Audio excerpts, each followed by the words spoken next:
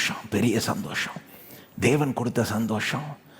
அவமானம் இல்லாமல் சந்தோஷத்தை நீங்கள் பெறணுன்றதை தேவன் விரும்பினார். பிசாசு என்ன பண்ணுறான், அப்படியே உலகத்தை இன்ஃப்ளூயன்ஸ் பண்ணி அவங்களும் அதில் மயங்கி இதுதான் ரொம்ப இன்ட்ரெஸ்டிங்னு அதை காமிச்சின்னு இருக்கானுங்க. அதை பார்த்து ஜனங்களும் இன்ஃப்ளூயன்ஸ் பண்ணப்படுறாங்க. ஓ அப்போது கல்யாணம் ஆகிட்டு அது அவ்வளோ இது இல்லை, அதுக்கு முன்னால் அல்லது அதுக்கு வெளியே பண்ணுறது எப்படி போய் பாருங்கள், புரட்டுறான்.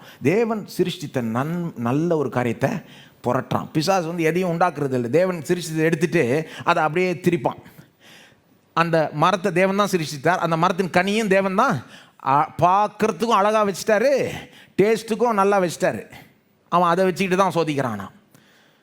ஒரு சின்ன தேவனுடைய சத்தியத்தை எடுத்து திரித்துறோம் பாருங்கள் உலகம். உதாரணத்துக்கு வேதம் என்ன சொல்லுது, தேவன் அன்பாகவே இருக்கிறார். என்ன மாதிரி சத்தியம் பைபிள் இருந்து வருது, தேவன் அன்பாகவே.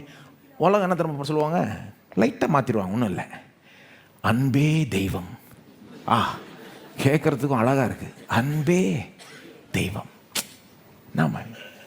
என்ன ஒரு கொள்கைங்க, கிடையாதுங்க, அன்பு தெய்வம் கிடையாதுங்க. இவங்க என்ன சொல்ல வராங்கன்னா, அன்பு பாருங்கள், அதெல்லாம் வேதம் சொல்கிறதுக்கு மாற்றிடக்கூடாது. தேவன் அன்பாகவே இருக்கிறார்னா பாயிண்ட் என்னன்னா, அன்பை பற்றி கற்றுக்கணுன்னா தேவனை பார்த்து தான் கற்றுக்கணும். இதை திருப்பி போட்டால் எப்படி ஆயிடுதுன்னா, அன்பே தெய்வம்னா இவங்க உலகத்தில் இது அன்பு அது அன்புன்றாங்களே, இப்போ அதுதான் தெய்வமா? தேவன் அன்பாகவே இருக்கிறார்னா உண்மையான அன்பு அவர்கிட்ட தான் பார்க்கலாம். மற்றதெல்லாம் வேலைக்காகாது.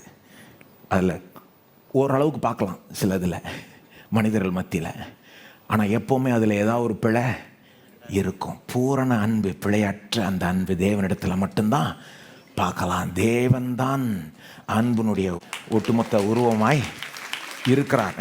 அப்போது ஜாக்கிரதையாக இருக்கும் பாருங்கள். உலகம் இந்த மாதிரி தப்பாக வாலிபர்கள்ட்ட மற்றவங்கள்ட்டலாம் ஃபீட் பண்ணுது. இது ரொம்ப சட்டிலாக வரும், அதாவது இது அப்பட்டமாக இருக்காது. நான் சொல்லுகிறேன், வாலிபர்கள்ட்டலாம் சொல்கிறேன், ரொம்ப சட்டிலாக இருக்கும்.